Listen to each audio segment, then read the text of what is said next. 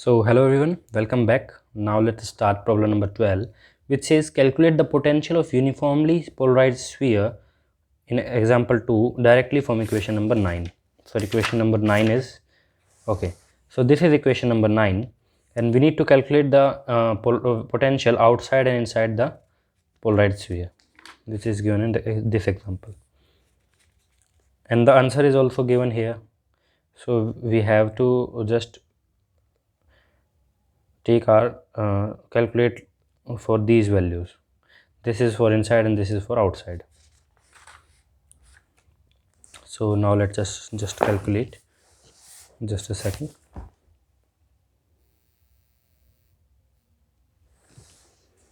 So this is problem number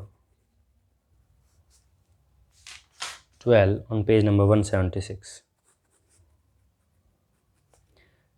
So from equation number 9 we can see that V is written as, let me just see that again, K over a integration over volume polarization as a function of r into r dot upon r square d tau. So this we are given, and we need to prove that we need to calculate the potential of a uniformly charged sphere. So let me just focus. Yes, so we know that to calculate potential, what we need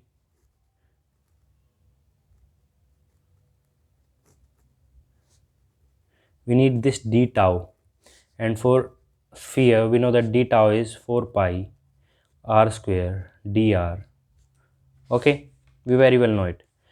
Suppose, sorry, this is a sphere, and this is the axis of the sphere, z axis, and this is the normal n cap, and this is angle some theta. So suppose here polarization is given, all right, and we need to calculate the potential in this axis. Then dv can be written as dp cos theta with a k and integration over r square d tau. I hope you get it how I have written it.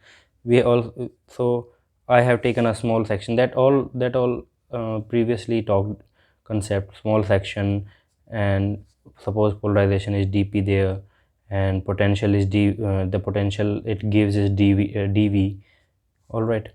So and the we resolve it in direction of axis, so that is why we are using cos theta. So and as I have placed the integration, so there is no need of dv, we can directly write v only. So k dp can be, on integrating dp can be written as p and cos theta upon r square, and on integrating this d tau, it can be written as 4 pi for inside. Now that here's the concept comes for inside we are talking, so inside 4 pi r square integration dr, and from 0, so for inside the radius will be capital R square, all right, the distance of this point to this point, capital R square for inside, and from 0 to r.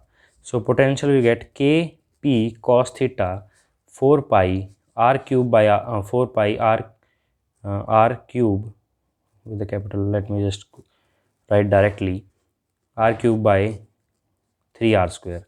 So v can be written as, on evaluating k, 4 pi epsilon naught p cos theta 4 pi r upon 3.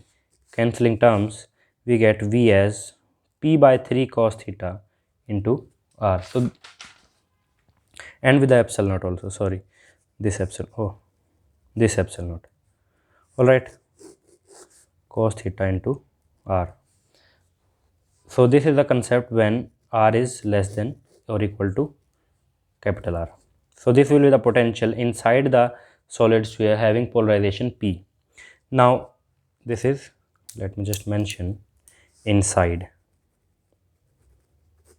Now talking the concept about outside. So for outside, the only change will be in this part here. Why in this part? Because now for outside, suppose we are taking a Gaussian surface outside and with at a radius r, small r, so we have v is equal to p cos theta r square integration 4 pi r square dr and 0 to r only, because potential the polarization is only inside the sphere, that is why only up to r. So v can be written as kp cos theta 4 by 3 pi r cube small r square, and on putting value of k we get p cos theta upon 3 epsilon naught r square r cube. This will 4 pi cancel with 1k and this one. All right, so this is the concept when r is greater than a. So how easily we have calculated it, you can see. So this is how potential is calculated, and here are the answer given. Now you can do example number 2, because as we have calculated potential, you can easily see that why he has written the potential of such configuration is this. So we have calculated this, and now you can calculate the field produced by uniformly charged polarized sphere, which is very easy. Just take the divergence and with a negative sign. So I hope you got the concept, and that's all for this video. In next video we'll be starting problems on page number 179. So bye bye.